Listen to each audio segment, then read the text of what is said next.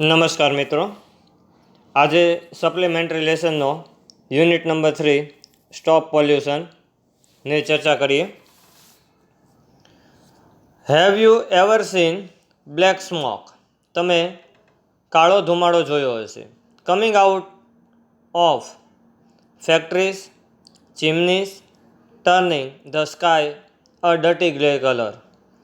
કારખાનાઓની જે ચીમની હોય છે, ચીમનીમાંથી નીકળતો ધુમાડો સામાન્ય રીતે આકાશને ગંદુ કરે છે અને ભૂખરા રંગનું બનાવે છે. This is air pollution. આ જ હવાનું પ્રદૂષણ છે. Cars, trucks, buses release gases. Car, truck અને બસો દ્વારા આવા વાયુઓ છોડવામાં આવે છે. રિલીઝ એટલે છોડવામાં આવે છે. એન્ડ પાર્ટિકલ્સ એટલે રજકણો. અને આ જ રજકણો દ્વારા that pollution the air too, અને જેને કારણે હવા પ્રદૂષિત થાય છે. Smoke from the fire and chulhas also pollutes the air. આગ લાગવાથી કે લગાડવાથી કે ઘરની અંદર રહેલા ચૂલાઓ, જે ખોરાક રાંધવા માટેનો ચૂલાનો ઉપયોગ થાય છે, તે ચૂલા દ્વારા પણ હવા પ્રદૂષિત થતી હોય છે. Land pollution, water pollution and even noise pollution are also big problems. Land pollution જમીનનું પ્રદૂષણ, વોટર પોલ્યુશન પાણીનું પ્રદૂષણ, એન્ડ નોઇઝ પોલ્યુશન હવાનું પ્રદૂષણ. આ મોટી સમસ્યાઓ છે. આ ત્રણેય ખૂબ જ મોટી સમસ્યાઓ ઉત્પન્ન કરે છે. Factories and ordinary peoples thoughtless dump rubbish and waste on land or in water. કારખાનાઓમાંથી અને ઓર્ડિનરી પીપલ એટલે સામાન્ય વ્યક્તિઓ દ્વારા, થોટલેસ વિચાર્યા વગરનું, કારખાનાઓમાંથી અને સામાન્ય વ્યક્તિઓ દ્વારા વિચાર્યા વગર કોઈ પણ પ્રકારનો નકામી વસ્તુ, વેસ્ટ એટલે નકામું અને રબીશ એટલે કચરો, નકામી વસ્તુઓ અને કચરો છે તે જમીન ઉપર અને પાણીમાં ગમે ત્યાં ફેંકવામાં આવે છે. ફાર્મ પેસ્ટિસાઇડ્સ એટલે જંતુનાશક દવા, કિલ ઇન્સેક્ટ્સ જે જંતુઓને મારવાનું કામ કરે છે. And created land pollution. જો ખેડૂતો દ્વારા જંતુનાશક દવા વધારે પ્રમાણમાં ખેતરમાં છાંટવામાં આવે તો જંતુઓને તો નુકસાન પહોંચાડે છે, ઉપરાંત જમીનને પણ નુકસાન પહોંચાડે છે. લેન્ડ પોલ્યુશન જે જમીનને નુકસાન પહોંચાડે છે. And noise pollution is created by loud machine and sound of horns. અવાજનું પ્રદૂષણ છે એ મોટા મોટા મશીનો દ્વારા અને મોટા મોટા અવાજો દ્વારા, વાહનોના અવાજો દ્વારા ઉત્પન્ન થાય છે. Ocean life isn't safe from pollution. મહાસાગરોની જિંદગી પણ પ્રદૂષણથી મુક્ત રહી નથી. Sometimes people are hired to clean up polluted seashore after an oil spill. ઘણી વખત જે મોટા મોટા જહાજો છે તેના દ્વારા અમુક જે કન્ટેનરોમાંથી ઓઇલ ઢોળાય છે, જેને કારણે દરિયો છે એ પ્રદૂષિત બનતો હોય છે. Sometimes ships carrying petroleum have accident and their oil spill. ઘણી વખત જહાજોના અકસ્માતોને કારણે પણ આવા જે ઓઇલ એટલે કે તેલ છે એ ઢોળાતા હોય છે, જેને કારણે દરિયો છે એ પ્રદૂષિત થતો હોય છે. Dirty air, land and water are dangerous. દૂષિત હવા, પાણી અને જમીન ખૂબ જ ભયંકર છે. ડર્ટી એર ઓર સ્મોક, દૂષિત હવાને કારણે ધુમ્મસ ઉત્પન્ન થાય છે. Is hard to breathe and make people and animal sick. આવી જ દૂષિત હવાઓને કારણે લોકોના શ્વાસમાં જવાથી લોકો અને પ્રાણીઓ છે તે બીમાર પડતા હોય છે. Dirty water makes people and animal sick when the drink or it wash it with it on live in it. દૂષિત પાણીને કારણે પ્રાણીઓ અને મનુષ્યોને નુકસાન પહોંચતું હોય છે. આવું પાણી પીવાથી, આવા પાણી વડે કપડાં ધોવાથી અને આવા પાણીમાં વસાહત કરવાથી પણ નુકસાન પહોંચે છે. It also kill plants. આવું પાણી છોડને પણ નુકસાન પહોંચાડે છે. ઇફ લેન્ડ ઓબ્ઝર્વ એટલે શોષી લેવું. આવા પાણી વડે જમીનની અંદર રહેલા પોષક તત્વો શોષાઈ જાય છે.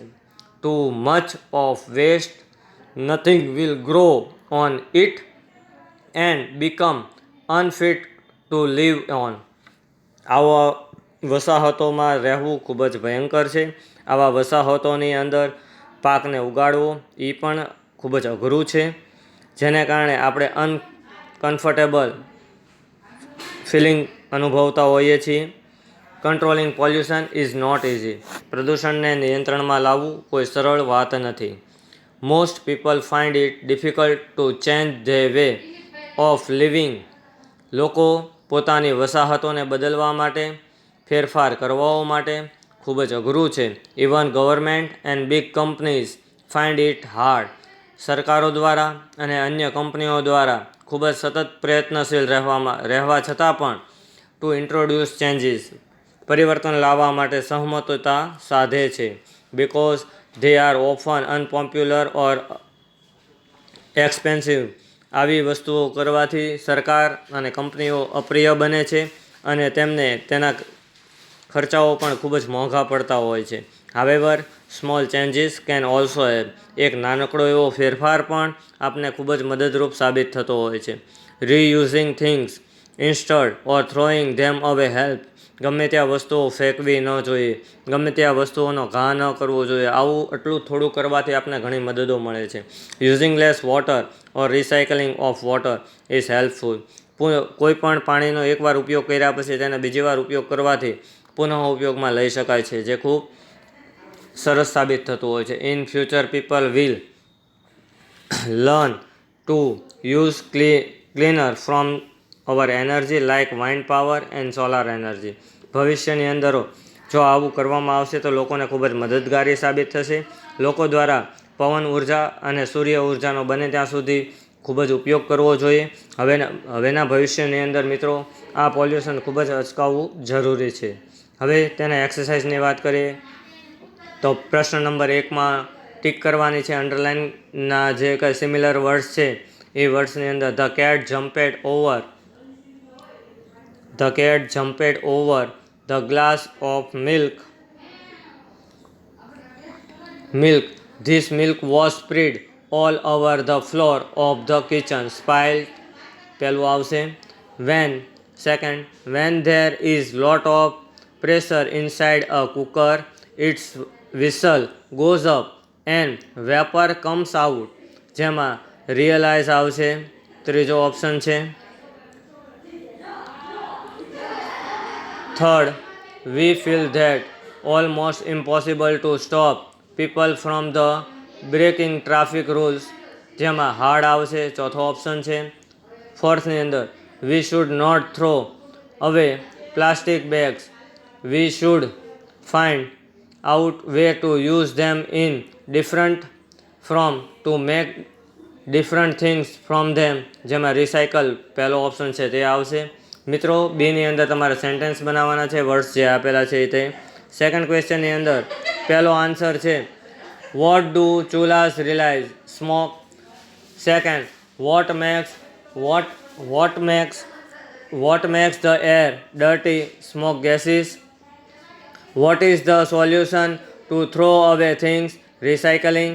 Which is the cleaner from the energy life? Solar energy. What do the hard men do at the polluted seashore after the oil spill cleanup? મિત્રો બીની અંદર આપણે ટેબલ આપેલું છે. એ ટેબલમાં સેકન્ડમાં type of pollution, land pollution, sources, factories, ordinary people, farmer, pollutant, dumping waste and rubbish, farm pesticides, remedies, recycling use, dustbin, organic farming.